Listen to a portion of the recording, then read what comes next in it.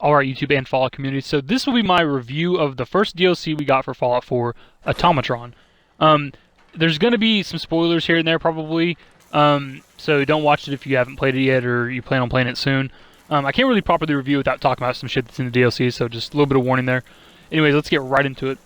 First up was the story slash quest line for Automatron.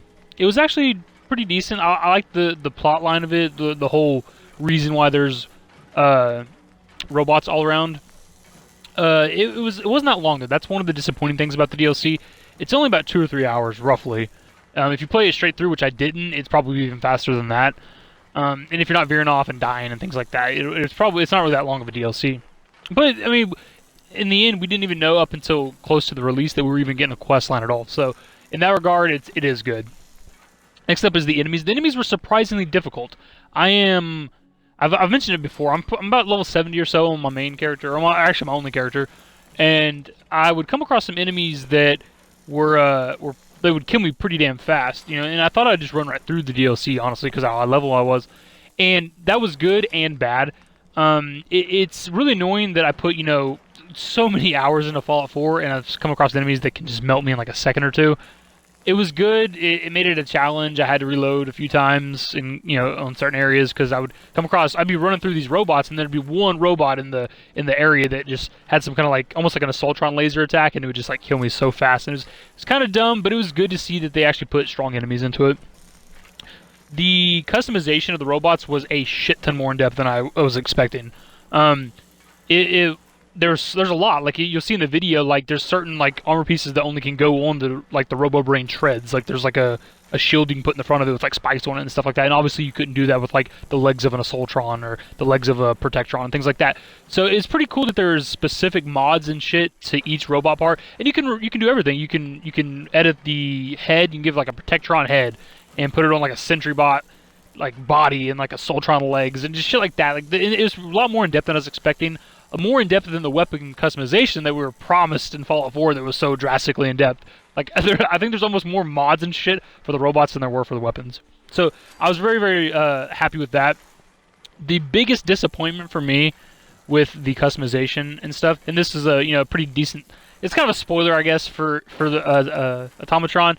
Once you beat the main quest line, you unlock all the robot parts, and this was the biggest disappointment for me because one of the appealing things was that I'm gonna get a Automatron, I'm gonna run right through it, or I'm gonna beat it, and then I'll have something to do afterwards. I'll go kill all the robots around the wasteland, collect all the mods, and I didn't get to do that. They just fucking give it to you, and that was such a huge disappointment. The weapons and armor, this was a surprise too. Up until really close to the DLC, we didn't really know that we were gonna get anything other than the lightning chain gun, and then obviously the mechanist suit. And then we seen in one of the trailers that you could get the iBot stuff. There's robot armor, which is a better version of metal armor. And there's other guns. There's a Soltron blade or sword or whatever. That was pretty cool. We already knew about the Soltron head as a gun. So that was really awesome. That alone sells the DLC for me, along with the customization and stuff.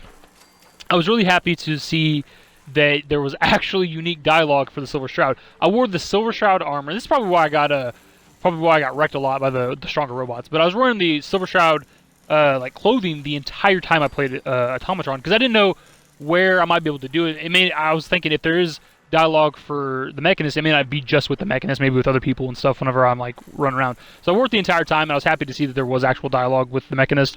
So that was pretty cool.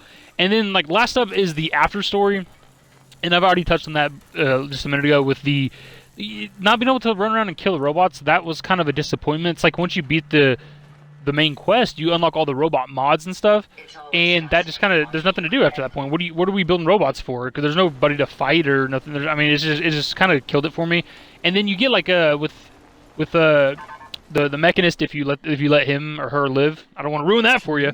Understand a word I'm saying? You only get Radiant quests, which was kind of sucky. It's just almost like the settlement quest. It's go here, kill this robot. And I've done 2 so far on mine, and both times I've come up to the robot to kill them, they already died by some means. I don't even know how. They just die whenever I'm walking near them. So it's just a bullshit Radiant quest. So that was kind of a disappointment too. All around, I think it was a good DLC though. For $10, if you didn't buy the season pass and you just bought this by itself, it's worth the $10. But there was definitely some disappointing things about it. Let me know what you guys think of my review. Later.